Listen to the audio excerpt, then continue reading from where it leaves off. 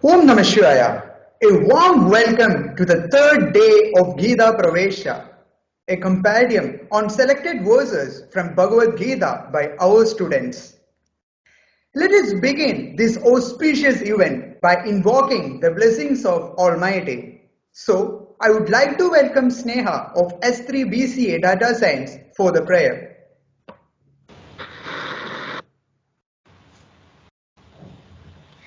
Om ध्यायामो धवलावकुन्तनवतीं तेजोमयीं नैष्टिकीं Snigdha पाङ्गविलोकिनीं भगवतीं मन्दस्मितश्रीमुखीम् वात्सल्यामृतवर्षिणी सुमधुरं सङ्कीर्तनालापिनी श्यामाङ्गी मधुसिक्तसूक्तिम् अमृतात्मिकामीश्वरी.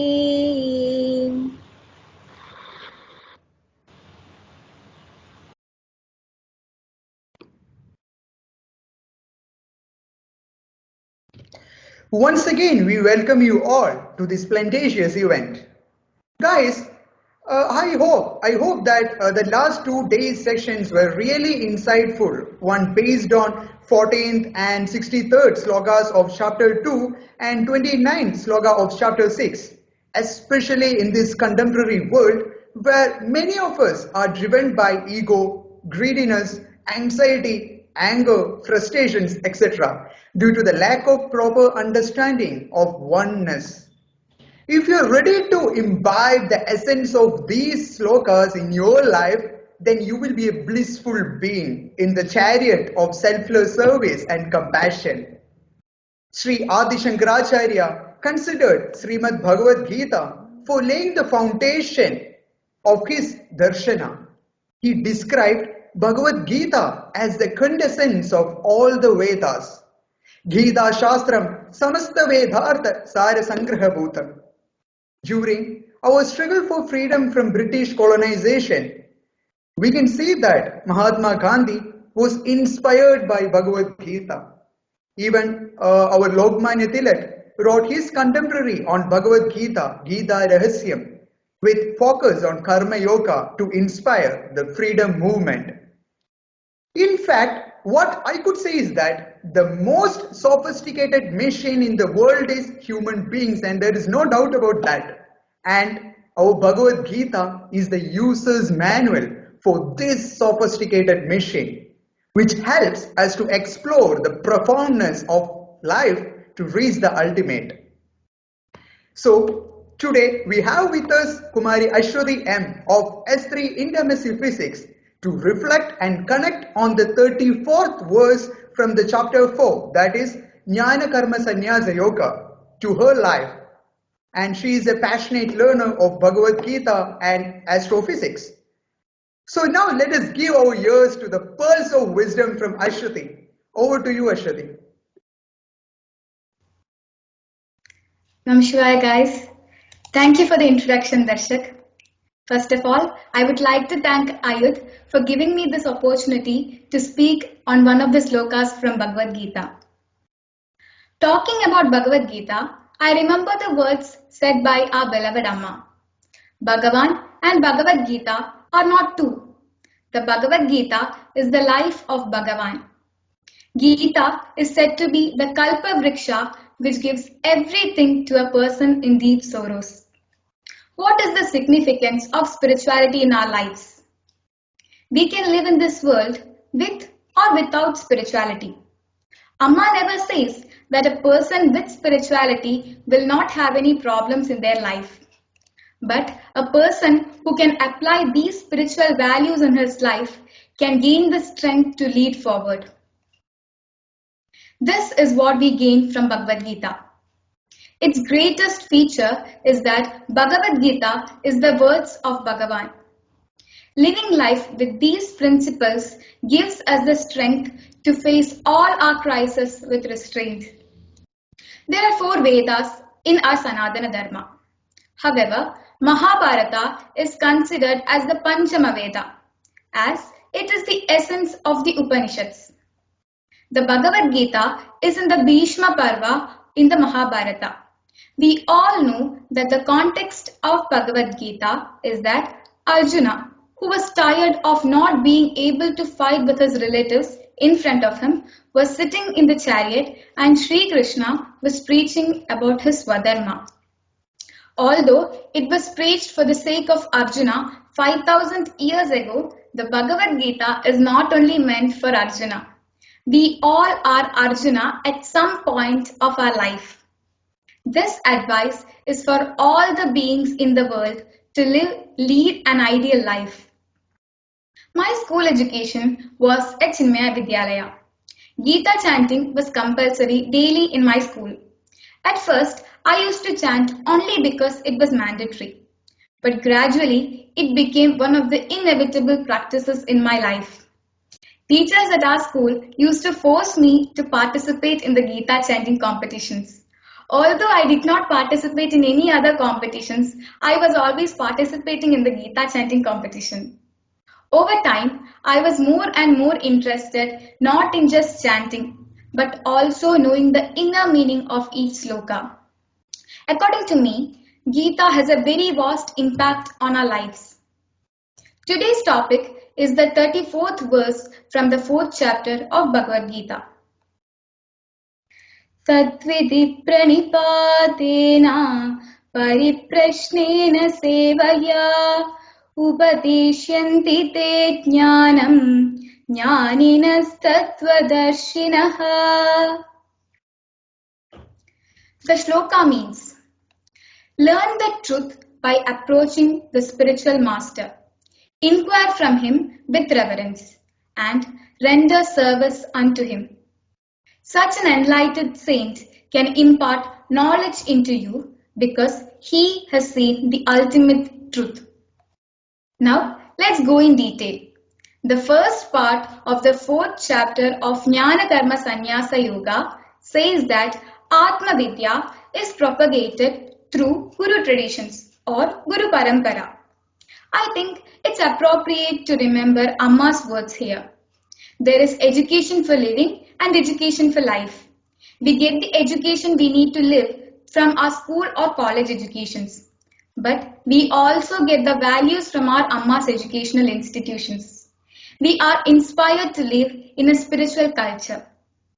The first part of this chapter says that this spirituality is imparted through the Guru Parampara. It is possible to learn any science in the world only from a person who is proficient in that field. For example, if a scientist wants to learn to read a flute, he must go and study it with someone who knows it and practice it well. Similarly, a disciple should approach a guru. This verse tells us how to approach the guru. In the verse, it tells pranipadena, tatvidit pranipadena, that is with dirgha namaskar. You must be qualified to adopt any technique. For example, a person who wants to become a doctor, he or she must have the capability to understand and he or she must be getting into the entrance examination first and get good marks in it. This is because he or she must have the capability to understand and memorize these subjects well, so that she or he can become an efficient medical student. Similarly, the minimum qualification a disciple should have is the ability to surrender. That is what is meant by Dirgha Namaskaram. There is a need to approach the Guru in discipleship.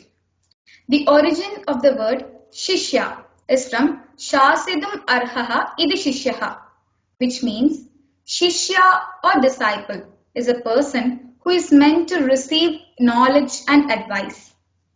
It is a tradition in our Sanatana Dharma to touch the feet of our Guru and follow his path with his blessings. Here, padam or feet not only refers to itself, it means to follow his path. Touching Guru's padam and not following it is not right, and we shouldn't do that. When one worships a guru, it doesn't only mean we are worshipping the person. It means we are worshipping the knowledge which he represents. But in our present situation, without understanding these principles, we follow it. This has become a norm today. Pranipadam is a part of adoption of that knowledge by the recipient who knows it. But more important than any external worship is the mental appearance. The next thing to say is pariprashnam. Tadvidi pranipadena pariprashnena sevaya. It means asking questions. When we approach a spiritual master for spirituality, his goal there is moksha. The doubt that arises in us is resolved by asking the questions to the Guru. In all the basic texts in Sanatana Dharma, we have a question-answer format. For example, Bhagavad Gita itself is the answer to Arjuna's questions. But it is not just for Arjuna. God answers in a way that will help all the whole mankind to get an upliftment, a spiritual upliftment. Here, pariprashnam not only means asking questions about the external world. It means maintaining an interest in the spiritual path. Today, Amma is the link with the link of the Rishi series to suggest the solution to our spiritual doubts. On every busy days, Amma finds time to resolve her children's doubt and provide guidance to them. Before the corona pandemic, Amma used to meditate with her children in ashram on Mondays, Tuesdays and Fridays. After which, she used to discuss her children's spiritual doubts, clear them through examples, short stories and Amma's life experiences. She answers in a way that even a small child can understand. But not all those who approach Amma are for spiritual advancements. Some approach Amma for their material needs, but Amma does not exclude them because advising Vedanta to a hungry stomach doesn't satisfy them. But first addressing their needs and through these letting them know the real principle of spirituality is what is done by our Amma. The satsangs of disciple, which now takes place in our ashram during the COVID period, inspires those who are spiritually interested and those resolve their doubts too. Even a little child's desire is taken into consideration by Amma and gradually leads them through spirituality. Let me share an experience of my own. Since my mother's childhood, her family has been devoted to Amma. Once, for my brother's Annaprasham, we visited the ashram. I was 5-year-old then. The darshan was in Kali temple that day. On that day, there was an instruction that the parents and the ones accompanying the child to be given the Annaprasham will be having the darshan first, and after that the Annaprasham for all the children will be together. So accordingly, my mother, father and I lined up to go for darshan first. During the darshan, I saw my mother and father getting hugged by Amma and giving darshan. But when it was my turn, Amma just gave me a kiss and a chocolate. I was sad because she didn't hug me. Soon, my parents lined up for my brother's Annaprasham. At that time, I complained to my parents and my mother's sister, who is an ashram inmate, that Kali Amma did not hug me. At those times, I used to call Amma as Kali Amma. I expected them to find a way to get hug from Kali Amma. Soon, my brother was fed his first rice by Amma, and she looked at me, called me near her, and she told me, "Mole, didn't I give you darshan?"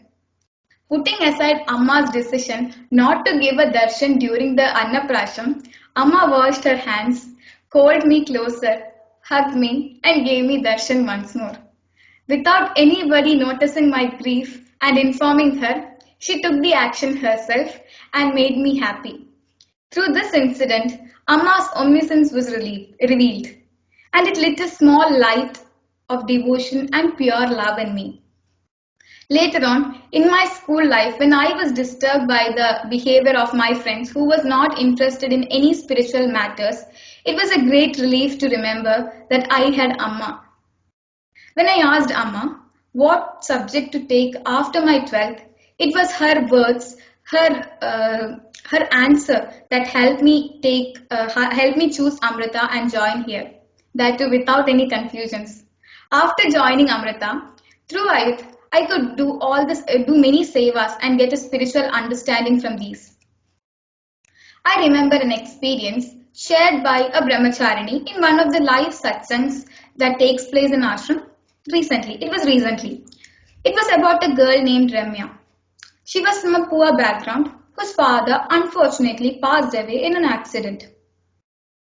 Later on, it was difficult for Ramya to continue her studies.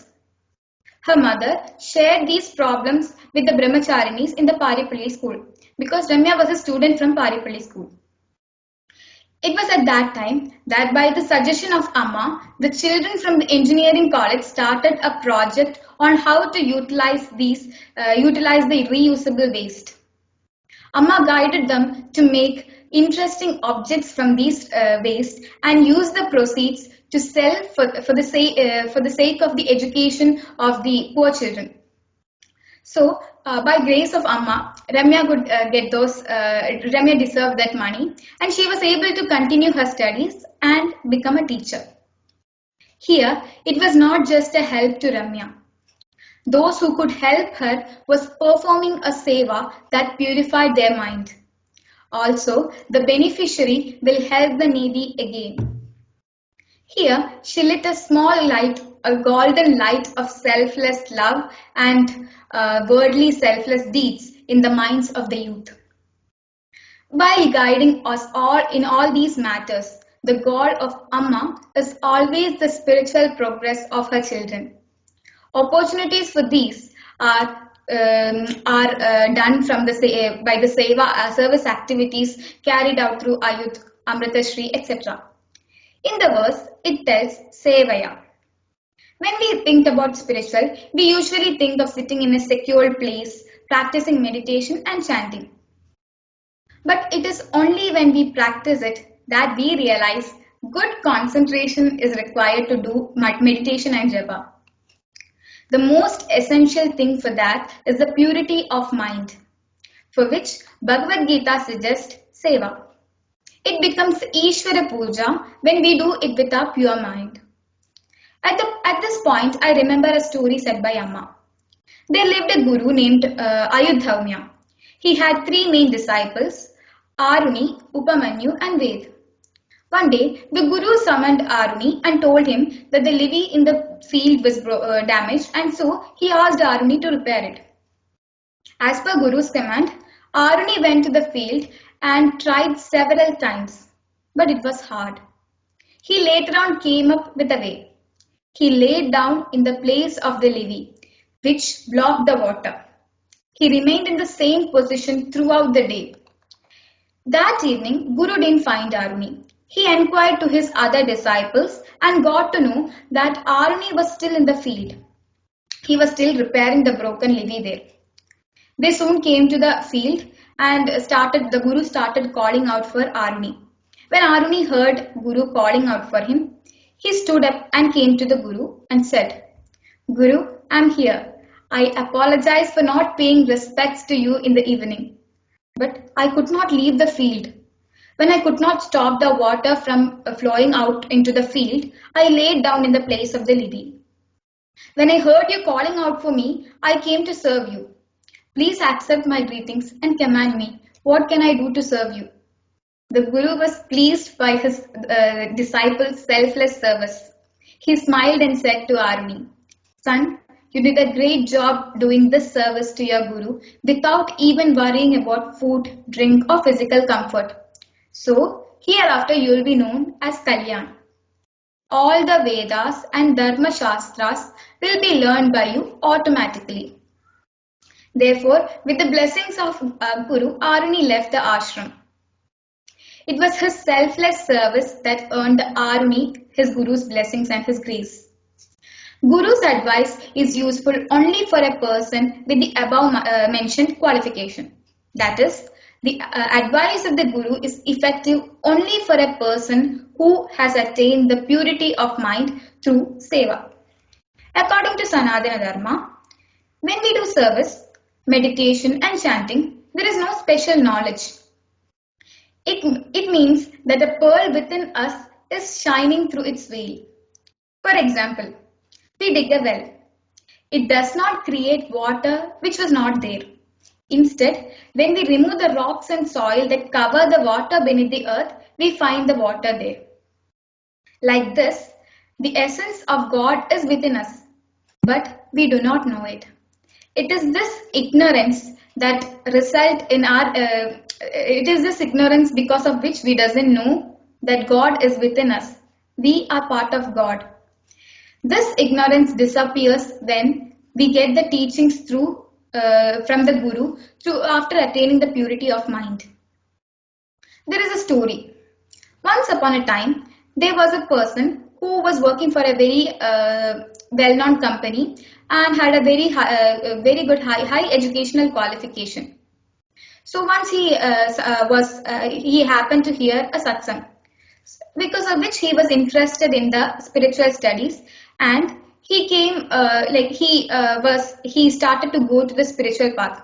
He went in search for Guru. He soon found a Guru and approached him and asked him to make him the disciple. The Guru agreed and made him the disciple. Next day, after the bath, disciple went to Guru and asked him to give the advice. Went for an advice. The Guru gave him the great verse of Tattvamasi. After chanting it for several days, the disciple left the ashram. He fervently prayed for getting a good Guru. Soon he found a Guru and accepted his discipleship. The next morning, he came to the Guru to take advice. The Guru gave him the task of looking after the cows in the ashram.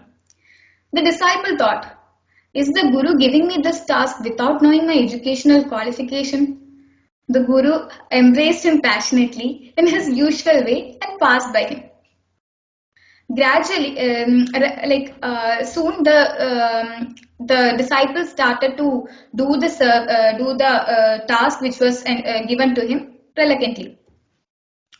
Gradually, the disciple was able to perform the service entrusted to him by the Guru with reverence.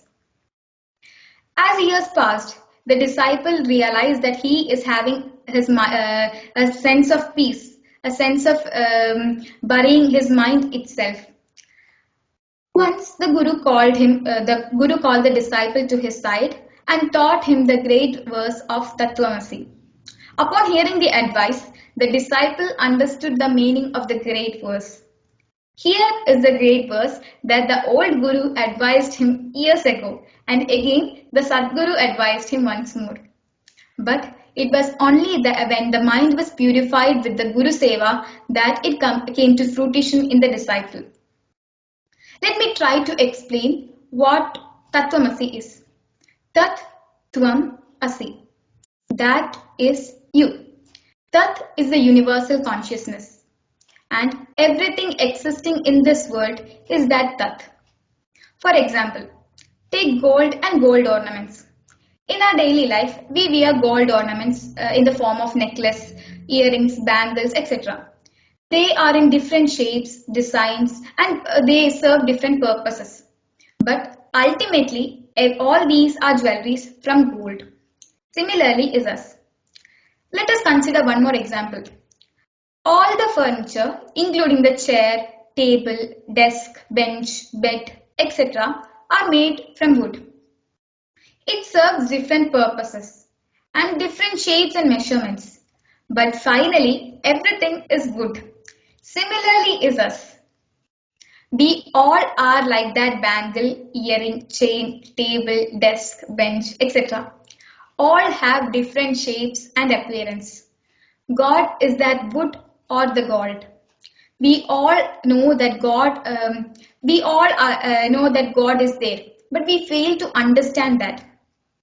According to Sanatana Dharma, Ishvara is not a person who is sitting in a distant sky or temple. God dwells in everything. There is nothing in this universe that is different from the God. Yes, this principle is same for us. We itself is the God. This is what is meant by Tattvamasi or the essence of Advaita. As Amma says, to know the ultimate truth of Advaita or Tattvamasi, we need the purity of mind. This can easily be achieved through seva and other spiritual practices which was mentioned in the previous stories and examples. So, this ultimate truth is imparted to us by the Gurus when we surrender to them, perform seva, and purify our mind and are ready to accept the knowledge from our Guru. In this way, the ultimate truth told in the Upanishads are taught through the satsangs. At the beginning of each satsang, Amma says, പ്രേമസ്വരൂപികളും ആത്മസ്വരൂപികളുമായിരിക്കുന്ന എല്ലാവർക്കും നമസ്കാരം. To be able to understand and follow the teachings of Amma and to mature the mind for it, first one must go through the rituals prescribed in the Bhagavad Gita. For which first the seva is done. We get the opportunities to do seva through Ayudh and Amritashri, etc. I conclude my words praying that may Amma's grace be with each and every one of us to take the advantage of all these opportunities and become Amma's best children. Thank you. Namah Shivaya.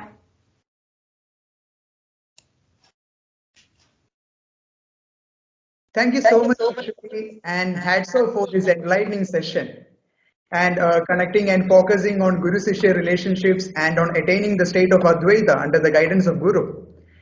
So now I would like to welcome Ganga from S3BCom for the vote of thanks. Ashwati, the session was really great, like really enlightening, because you started with the significance of Bhagavad Gita. Rather than just starting with the shloka, you started like you told us why Bhagavad Gita is really relevant nowadays, or you started with connecting to the words that Darshik said in the beginning, that Bhagavad Gita is a manual for the current world or the contemporary world that we are living in. And the how you connected with Amma was really appreciable. Like I could see that 5-year-old child when you was telling the story or the experience that you had with Amma. I could see in your eyes that I could see the happening in your eyes, like how that day was so great for you. And also the examples that you mentioned made us little more clear on each and every thought that you mentioned here today. And as you said, even I am also a person who was like spirituality, as my friends was not interested in spirituality. Even coming to Amrita or anywhere when I go, I feel that some of my friends are not much interested in spirituality. But at this moment or after coming here, I feel really, blessed that I'm in a situation where I can understand or I can much more improve that spirituality in me. And we have one of the great blessings, that is Amma, from whom we can understand everything, every doubts of the thing can be cleared. And yeah, as you said about seva, which purifies our mind. Like once we eat food, right? We all eat food. But after offering it to God, that turns to be a prasada, right? It is a prasada for us. The same way after doing seva, okay, it is an Ishvara puja. As you said, it is an Ishvara puja. When we do it with selflessness, only after doing it with selflessness, it becomes an Ishvara puja, okay, a complete happiness. As you said, we have got many such great occasions where we could serve. Even nowadays also, when we think about that, the same happiness that we had that time is still there, only because of that selfless action. and also about Aruni's life story and Tattvamasi, which is really relevant today or the coming month and all, because Tattvamasi is like not only that. Tattvamasi we can connect it with the thing salutation that we use, Om Namah Shivaya. Okay, I salute the divine power in you. That is like, as an Amrithian or as an Ayodhyan now, I feel really proud because we are the one who is practicing this every day. Okay, so we should be really blessed. And as Darshak told, Bhagavad Gita is definitely a user manual for the past, present, and also for the future. And thank you, Ashwati, for making that little more relevant to us by your examples and everything. It was really a great session. I hope everyone here have got some enlightenment on this. Thank you so much, Namah. Yes, of course, Ganga. What should I say?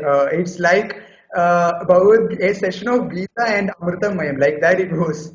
Thank you so much, Yeah, it was.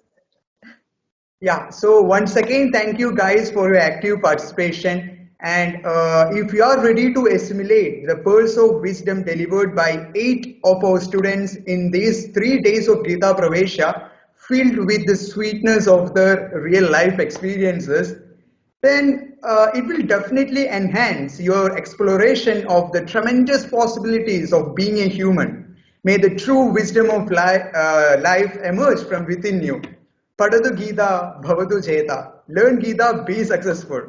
So let us wind up this section by chanting Shanti Mantra. So I would like to welcome Sneha for the Shanti Mantra.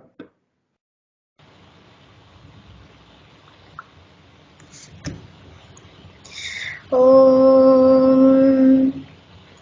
लोकाः समस्ताः सुखिनो भवन्तु लोकाः समस्ताः सुखिनो भवन्तु लोकाः समस्ताः सुखिनो भवन्तु ॐ शान्ति शान्ति शान्तिः ॐ श्री गुरुभ्यो नमः हरि ओम नमः शिवाय।